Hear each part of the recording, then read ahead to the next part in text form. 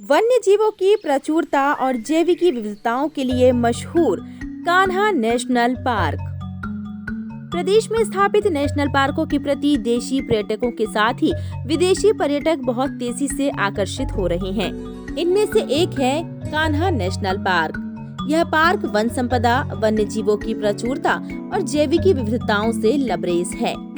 Kanha national park विलक्षण और अद्वितीय प्राकृतिक आवास के लिए जाना जाता है। कान्हा का संपूर्ण वन क्षेत्र वैभवशाली अतीत को आज भी संजोए हुए है, जिसकी वजह से यह पार्क देशी विदेशी पर्यटकों को बरबस अपनी ओर खींचता है। मंडला और बालाघाट जिले की सीमा से लगा यह पार्क प्राकृतिक और पर्यावरणीय गौरव के लिए जाना जाता है। क्षेत्रफल के लिहाज से इसका देश के सबसे बड़े राष्ट्रीय पार्कों में नाम शुमार है। कोर वन मंडल एवं बफर जोन वन मंडल कान्हा टाइगर रिजर्व के अंतर्गत आते हैं।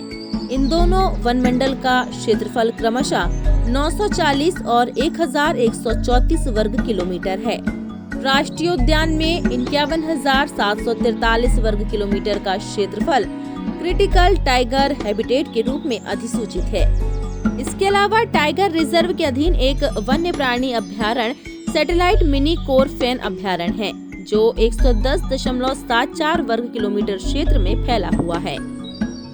टाइगर रिजर्व में वन्य प्राणी गणना आकलन 2020 के अनुसार 118 बाघ और 146 तेंदुए मौजूद हैं। बाघों में 83 वयस्क और 35 शावक बाघ हैं। इसके अलावा जंगली कुत्ता, लकड़बग्गा, सियार, भेड़िया, भालू, लोमड़ी, जंगली बिल्ली, जंगली सुअर, गौर, चीतल, बारहसिंगा, सांभर, मेढक मेढकी, चौरसिंघा, नीलगाय, नेवला, पानी कुत्ता, सेही, लंगूर, बंदर, मोर आदि प्रजाति के वन्यजीव उपलब्ध हैं।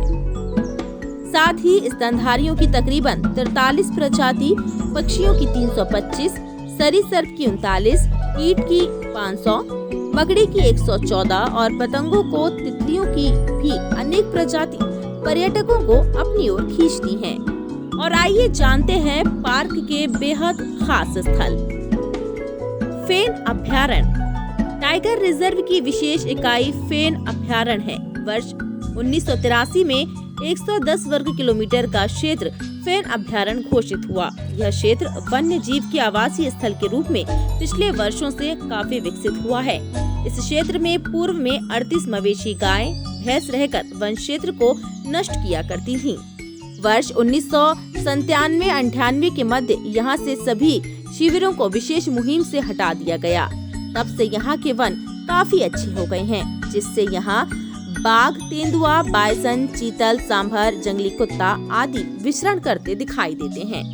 श्रवण ताल कान्हा से 4 किलोमीटर की दूरी पर श्रवण ताल है। पौराणिक मान्यताओं के अनुसार राजा दशरथ के तीर से मार्त पीड़ित भक्त श्रवण कुमार की मृत्यु इसी स्थान पर होना माना जाता है। यहाँ कई साल पहले तक मकर संक्रांति का मेला लगता था। श्रवण ताल में वर्ष भर पानी रहता है, जिसके कारण नीचे स्थित मैनहर नाला और देशी नाला क्षेत्र में पानी रिसने से हमेशा नमी बनी रहती है, जो बाघ के लिए उपयुक्त आवास है। बारहसिंघा पानी में घुसकर यहाँ जलीय पौधों को अपना भोजन बनाते हैं। किसली मैदान पार्क का यह मुख्य प्रवेश द्वार है। वर्ष 1986-87 में यहाँ बसे लोगों को पार्क के बाहर कपोट बहरा में विस्थापित किया गया। 2.5 दशक पहले यहाँ आरा मिल का ऑफिस लगा करता था। डिगडोला किसली परिक्षेत्र के उत्तर पूर्व पहाड़ी में एक बैलेंसिंग रॉक संतुलित चट्टान पर अपना संतुलन बनाए रखी है। इस क्षेत्र को डिगडोला कहते हैं। आदिवासियों के लिए यह पूजा स्थल के रूप में विख्यात है। कान्हा मैदान कान्हा के चारों ओर घास के मैदान स्थित है। यहाँ पहले खेती हुआ करती थी। विस्थापन में 26 परिवारों को वर्ष 1998-99 में माने गांव में बसाया गया। इसके बाद खेत घास के मैदान में परिवर्तित हो गए, जिसके कारण शाकाहारी वन्य प्राणियों की संख्या में बढ़ोतरी हुई। कान्हा एनीकट देशी नाला में बना एनीकट जल संवर्धन के साथ वन्य जीवों के लिए बहुउपयोगी माना जाता है। इस एनीकट का निर्माण 72 साल पहले हुआ था। चुहरी कान्हा से 3 किलोमीटर की दूरी पर चूहरी क्षेत्र है। पानी वाली जगह को चूहरी कहा जाता है। यह क्षेत्र बाघों के आवास के लिए उपयुक्त माना जाता है। बारहसिंघा फेंसिंग, इसका निर्माण 50 साल पहले हुआ था। बारहसिंघा का संवर्धन इसी क्षेत्र में किया जाता है। इनके संबंध में अनुसंधान, अनुश्रवण आदि के कार्निवोरस प्रूफ फेंसिंग के अंदर कुछ बारहसिंघा को आवश्यकता अनुसार रखा जाता है। बारहसिंघा की संख्या में वृद्धि होने पर उन्हें बाद में मुक्त कर दिया जाता है। बिसनपुरा, कान्हा मुक्की मार्ग में बिसनपुरा मैदान स्थित है। पहले इस स्थान में छोटा गांव हुआ करता था। वर्ष 1974-76 के मध्य यहाँ से 13 परिवारों को विस्थापित करके भिलवानी वनग्राम समूह में बसाया गया। वर्तमान में इस स्थान में काफी अच्छे चारागाह विकसित हो जाने से काफी संख्या में पर्णभक्षी आते हैं। पानी की प्रचुर मात्रा रहने से कान्हा की तरफ से पहाड़ पार से वन्य जीवों का इधर आवागमन काफी अच्छा रहता है। इस इलाके में बारहसिंघा, चीतल, बायसन, जंगली सुअर, भालू और गिद्ध दिखाई देते हैं। सोंढर एवं सोंढर तालाब, कान्हा मुक्की मार्ग पर सोंढर मैदान स्थित है। पहले इस जगह गांव हुआ करता था। वर्ष 1974-76 के बीच यहाँ 11 परिवारों को विस्थापित कर अन्यत्र बसाया गया। सोंढर तालाब काफी पुराना है। खेतों की जगह चारागाह विकसित हुआ जो बारहसिंघा के लिए उपयुक्त है। इस क्षेत्र में एक ही क्रम में 5 तालाब हैं जो ऊपर से नीचे घटते क्रम में हैं। इसके कारण जल संवर्धन का उचित उपयोग होने से क्षेत्र बारहसिंघा, वाइल्ड बोर, चीतल और बायसन के लिए उपयुक्त है। घोरेला, सोंढर से कुछ दूरी पर घोरेला मैदान है। वर्ष 1974-76 के पहले यहाँ गांव था, जिसमें से 22 परिवारों को विस्थापित करके मुक्की एवं धनिया झोर में बसाया गया। यहाँ बारहसिंघा काफी दिखाई देते हैं। लपसी कबर, बिसनपुरा से कुछ दूरी पर मुक्की की तरफ खापा तिराहे पर मार्ग के किनारे लपसी कबर है। लपसी वन्य जीवों का ज्ञाता था। पूर्व में जब शिकार की अनुमति थी तब शिकारियों का सहयोगी था। ऐसी किंवदंती है कि लपसी बाघ के शिकार के समय अपनी पत्नी को गारे के रूप में प्रयोग किया करता था। एक दिन शिकार के समय बाघ द्वारा उसकी पत्नी पर हमला बोलने पर वह स्वयं बाघ से भिड़ गया, जिससे दोनों की मृत्यु हो गई। मान्यता ये भी है कि लपसी की कब्र में पत्थर चढ़ाने पर बाघ दिखाई देता है। सौंफ, औरई मार्ग पर स्थित सौंफ क्षेत्र पहले गांव था।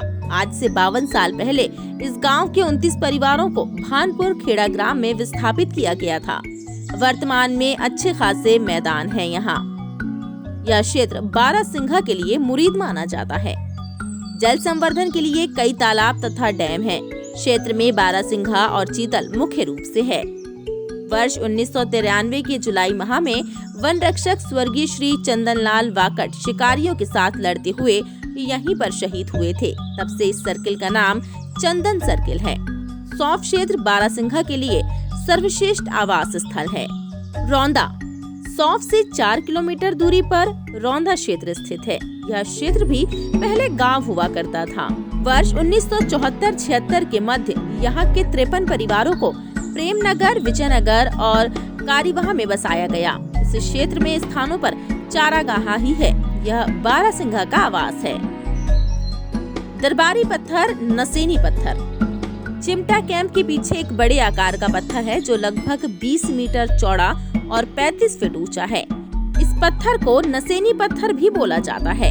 इसके ऊपर छोटे छोटे पत्थर कुर्सी नुमा रखे हैं। किंवदंती है कि दानव लोग यहाँ बैठकर दरबार करते थे। कैसे पहुँचे नेशनल पार्क? जी हाँ, कान्हा नेशनल पार्क पहुँचने के लिए पर्यटक वायु मार्ग से निकटतम जबलपुर से 100 किलोमीटर, रायपुर 250 किलोमीटर और नागपुर 300 किलोमीटर है। इस तरह निकटतम रेलवे स्टेशन नैनपुर, गोंदिया एवं जबलपुर है। नैनपुर से मंडला जिले के खटिया एवं सरही गेट पहुंचा जा सकता है।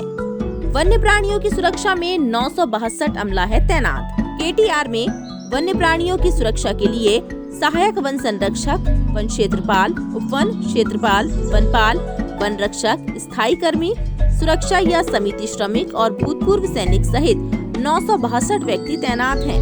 इसके अलावा रिजर्व क्षेत्र के लिए 162 पुरुष और 13 महिलाएं गाइड का दायित्व निभाती हैं। राष्ट्रीय अंतर्राष्ट्रीय पर्यटन नियमित रूप से कान्हा टाइगर रिजर्व पहुंचते हैं। यह सामान्यतः अक्टूबर से 30 जून तक खुला रहता है। नेशनल पार्क में प्रवेश के लिए खटिया, किसली, सरही एवं मुक्की 4 गेट हैं। इस प्रकार मध्य प्रदेश टूरिज्म सहित अन्य बड़े घरानों के होटल भी यहाँ मौजूद हैं। वर्ष 2019-20 में कोर जोन में 90,135 देशी, 13,875 विदेशी और बफर जोन में 13,928 देशी तथा 305 विदेशी पर्यटकों ने पर्यटन किया। वर्ष 2020-21 में कोर जोन में कुल 1.5 लाख से ज्यादा तथा बफर जोन में 19,401 पर्यटक आए।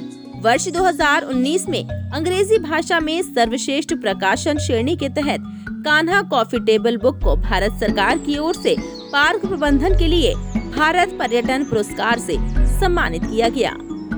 वर्ष 2020 में पार्क को अनुभूति कार्यक्रम के उत्कृष्ट संचालन के लिए राज्य सरकार द्वारा पुरस्कृत किया गया।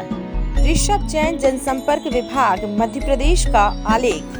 CIN न्यूज के लिए खास रिपोर्ट।